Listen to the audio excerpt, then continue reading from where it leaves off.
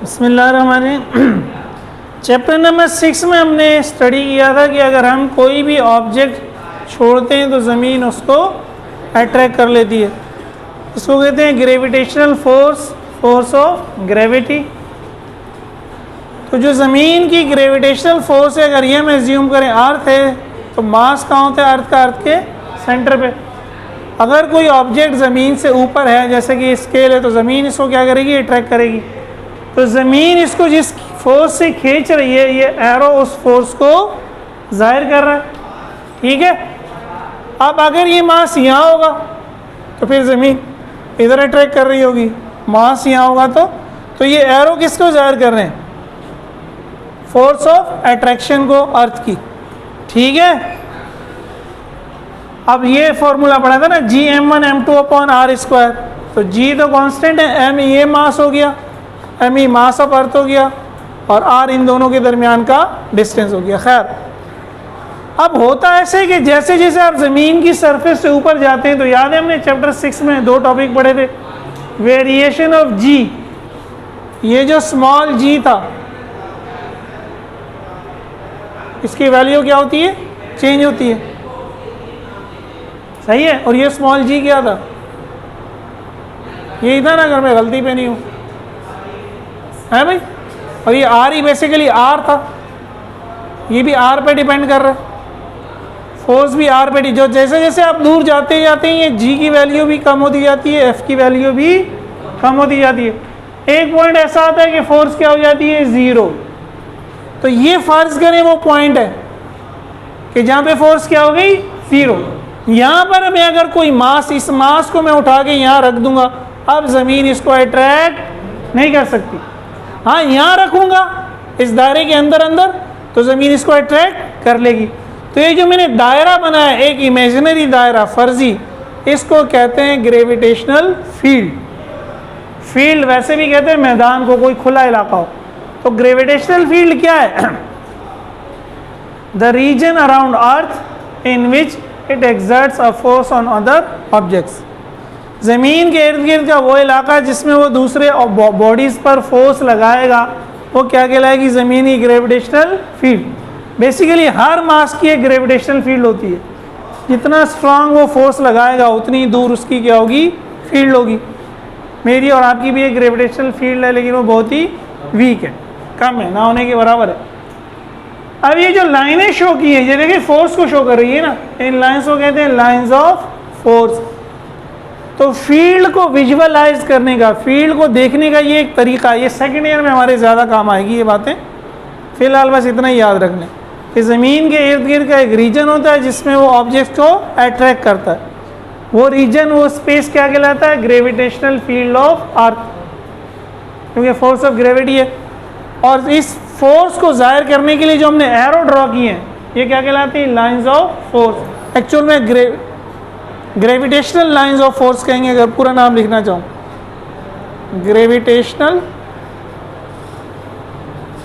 Gravitational के लिए मैं जी लिख देता हूँ यहाँ। सेकेंड ईयर में पढ़ेंगे electric lines of force and magnetic lines of force.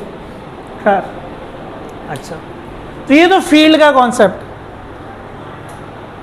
इसी तरह अगर मेरे पास 2 चार्जेस हों, एक पॉजिटिव एक नेगेटिव, या दोनों पॉजिटिव हों, तो चार्जेस भी आपने पढ़ा होगा मैट्रिक में, चार्ज क्या करता है? दूसरे चार्ज को या तो अट्रैक्ट करता है, या तो अगर ये पॉजिटिव है दूसरा भी पॉजिटिव है तो रिपेल करेगा, ये पॉजिटिव और ये नेगेटिव है तो अट्रैक्ट कर। इसी तरह इस चार्ज के गिर्द भी एक रीजन है।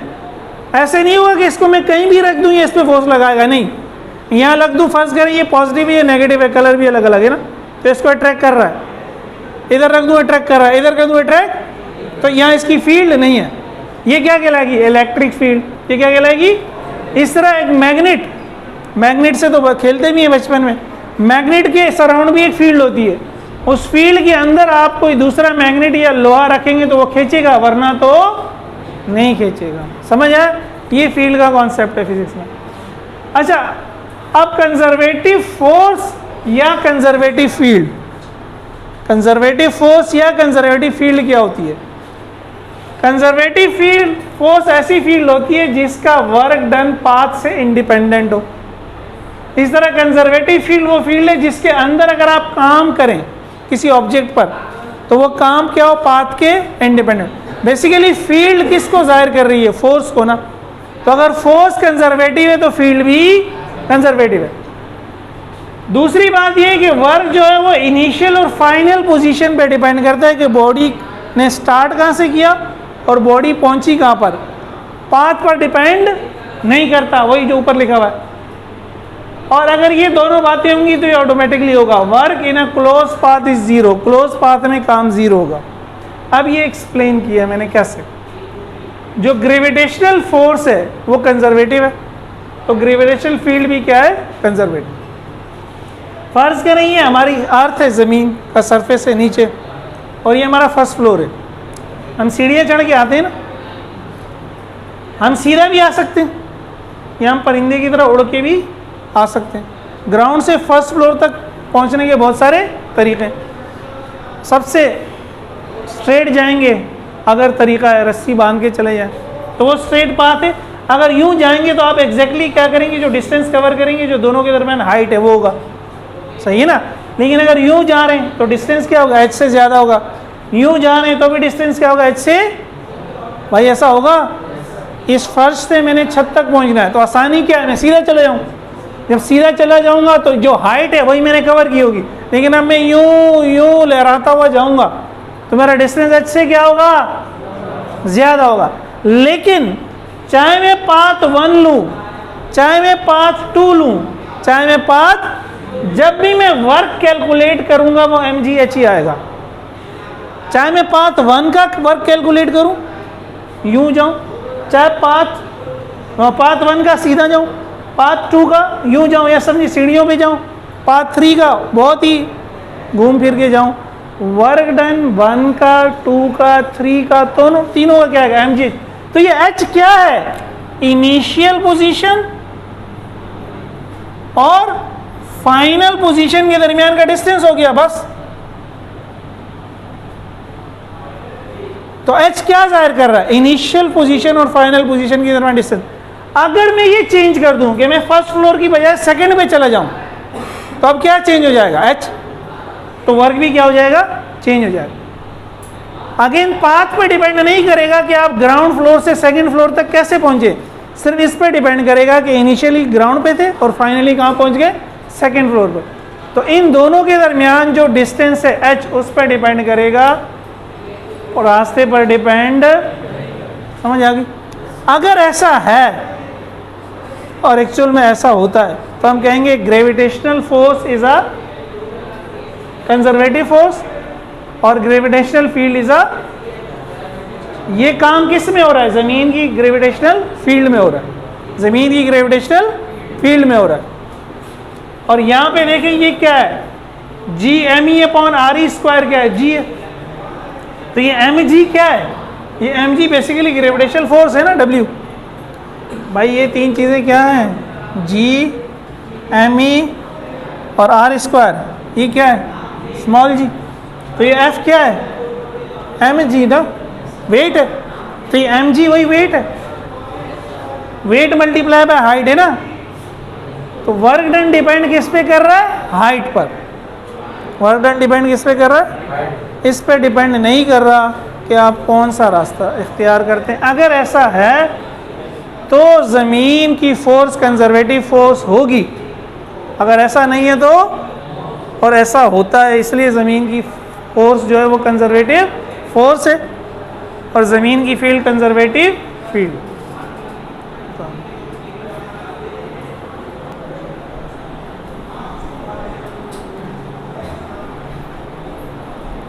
कंजर्वेटिव फोर्सेस कौन कौन सी हैं, नेचुरली अभी मैंने आपको बता दी 3, gravitational force, electrostatic force, charge जो दूसरे चार्ज पे फोर्स लगाता है, सुन लो पहले भाई, बोर्ड इधर ही है, स्प्रिंग की जो फोर्स है, ये तीनों क्या है, कंजर्वेटिव फोर्सेस हैं। फ्रिक्शन हमने पढ़ी थी फोर्स है, नॉर्मल रिएक्शन, ये कंजर्वेटिव फोर्सेस नहीं है।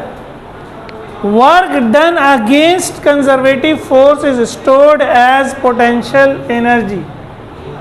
ग्रेविटेशनल कंजर्वेटिव फोर्स के अगेंस्ट जब आप काम करते हैं, जितना आप काम करते हैं उतना ही काम बन जाता है पोटेंशियल तो ये पोटेंशियल एनर्जी समझाने के लिए मैंने ये सारा काम किया। ये जो मेरा स्केल है ये खुद से कहाँ जाना चाहेगा, नीचे। तो ग्रेविटेशनल फोर्स तो इसको नीचे लेके जा रही है। ग्रेविटेशनल फोर्स क्या चाहती है इसको, मैं इसको पकड़ के ऊपर लेके जाऊंगा। तो मैं जब ऊपर लेके जाऊंगा मेरी फोर्स को मैं कहूँगा ये एक एक्सटर्नल फोर्स है। वो एक्सटर्नल फोर्स इसको ऊपर ले जाने में जितना काम करेगी वही काम इसकी बन जाएगा पोटेंशियल एनर्जी। और जब हम ग्रेविटेशनल फील्ड में वो काम निकालेंगे तो वो mgh होगा। और आपने मैट्रिक में पढ़ा होगा पोटेंशियल एनर्जी का फॉर्मूला भी क्या होता है, mgh। इसी तरह अगर एक स्प्रिंग है, ये 3 मैंने लिखा है, 3 स्प्रिंग फोर्स। स्प्रिंग है, इसके साथ मैं एक मास बांध दूँ। अब स्प्रिंग की कोशिश क्या होता है कि मास को इधर खींचे। अगर मुझे मास को दूर लेके जाना है, भाई पहले सुन लो, उतारना छोड़ दो। मैं मास पे फोर्स लगाऊंगा, जैसे ही मैं मास को छोड़ूंगा मास क्या होगा, क्यों वापस आया, उसमें एनर्जी स्टोर होगी। इस पॉइंट पर जब पहुंचा तो उसमें कौन सी एनर्जी हो गई, पोटेंशियल। उस पोटेंशियल एनर्जी की वजह से दोबारा क्या हो रहा है, वापस आ रहा है। तो ये फोर्सेज भी समझिए स्प्रिंग की तरह की फोर्सेज हैं। जब तक मैं इसको ऊपर लेके जा रहा हूँ मैं इसमें एनर्जी स्टोर कर रहा हूँ, जैसे ही मैं छोड़ूंगा ये क्या होगा, वापस आएगा। ज़मीन इसको दोबारा क्या करेगी, अट्रैक्ट कर लेगी। इस तरह यहाँ बहुत सारे पॉजिटिव चार्जेस हैं और यहाँ बहुत सारे। अब इसके दरमियान में अगर एक पॉजिटिव चार्ज रख दूँ तो पॉजिटिव इसको रिपेल करेगा, नेगेटिव इसको। तो ये Fe का मतलब है इलेक्ट्रिक फोर्स, Fg का मतलब है ग्रेविटेशनल फोर्स। तो इलेक्ट्रिक फोर्स की अगेन कोशिश क्या है, इसको नीचे ले जाए, मैं ऊपर लेके जा रहा हूँ। तो इन तीनों केसेस में ये एक्सटर्नल फोर्स यानी मैं जितना काम कर रहा हूँ वो काम क्या बनेगा, पोटेंशियल। फॉर्मूला तीनों केस में अलग अलग होता है। यहाँ हाफ kx² होता है, x इस डिस्टेंस को कहते हैं। यहाँ QER होता है, Q चार्ज है और बहरहाल, लेकिन निकलता किससे कि वही जो काम आपने किया है वही काम क्या बन जाता है, पोटेंशियल एनर्जी। समझ आ गई ये बात। अब पोटेंशियल एनर्जी की वैसे कहते हैं कोई प्रॉपर डेफिनेशन नहीं है, लेकिन बाज़ बुक्स में ये लिखी होती, चेंज इन पोटेंशियल एनर्जी की है पोटेंशियल। लेकिन हम एक डेफिनेशन दे सकते हैं, energy possessed by a body due to its position in a conservative field. Field पढ़ लिया ना, ग्रेविटेशनल फील्ड क्या है, कंजर्वेटिव फील्ड। ये बॉडी वापस क्यों आएगी, क्योंकि ज़मीन इसको नीचे, अगर ज़मीन इसको अट्रैक्ट ना करे, ये बॉडी इतनी दूर चली जाए कि ज़मीन की ग्रेविटेशनल फील्ड से, तो फिर इसकी पे ज़मीन कोई फोर्स, तो वहाँ इसकी पोटेंशियल एनर्जी भी नहीं होगी। जब तक ज़मीन की ग्रेविटेशनल फील्ड के अंदर है जो कंजर्वेटिव फील्ड है, तब तक इसमें पोटेंशियल एनर्जी है। आप बाहर ही निकल गए फिर पोटेंशियल एनर्जी। इस तरह चार्ज है, मैंने बताया था ना, ये पॉजिटिव चार्ज है और ये नेगेटिव चार्ज है। ये इसको अट्रैक्ट कर रहा है, आप दूर लेके जा रहे हैं, आप इतना दूर ले जाएंगे कि ये अट्रैक्ट ही नहीं कर रहा, अब तो ये वापस। तो इस पॉइंट पर इसमें कोई पोटेंशियल एनर्जी नहीं है, आप फील्ड से बाहर ही निकल जाते हैं। फिर पोटेंशियल, तो फील्ड के अंदर होना ज़रूरी है। पोटेंशियल एनर्जी भी जब तक होगी जब तक आप फील्ड के अंदर, और डिपेंड करेगी पोजीशन पर, इनिशियल पोजीशन पर और पाथ पर डिपेंड नहीं करेगी। ठीक है, उतार लो।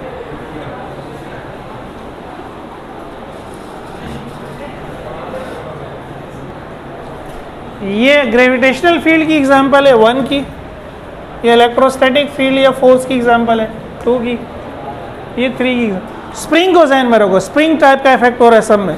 मास को जैसे ही छोड़ोगे नीचे आएगा, चार्ज को जैसे ही छोड़ोगे वापस आएगा। सुन लो फिर उतारते रहना। काइनेटिक एनर्जी क्या होती है, काइनेटिक का मतलब होता है मूविंग, मोशन में ना। तो इसी से डेफिनेशन निकली, energy possessed by a body due to its motion is called kinetic energy. जब भी कोई बॉडी मूव करेगी वो एक पॉइंट से दूसरे पॉइंट पर जाएगी, ए से बी, तो कोई ना कोई डिस्टेंस कवर करेगी, कुछ ना कुछ टाइम लेगी। डिस्टेंस को टाइम से डिवाइड करो क्या निकल आएगी, स्पीड या वेलोसिटी। तो मूविंग बॉडी की हमेशा कोई ना कोई स्पीड होगी। तो काइनेटिक एनर्जी का फॉर्मूला क्या होता है, half m multiply by speed का स्क्वायर। ठीक है, काइनेटिक एनर्जी मोशन की वजह से, पोटेंशियल एनर्जी पोजीशन की वजह से। पोटेंशियल एनर्जी के फील्ड में कहाँ है बॉडी, काइनेटिक एनर्जी उसकी मोशन की वजह से। ठीक है, कल एक टॉपिक पढ़ेंगे जो सेकंड टॉपिक है हमारा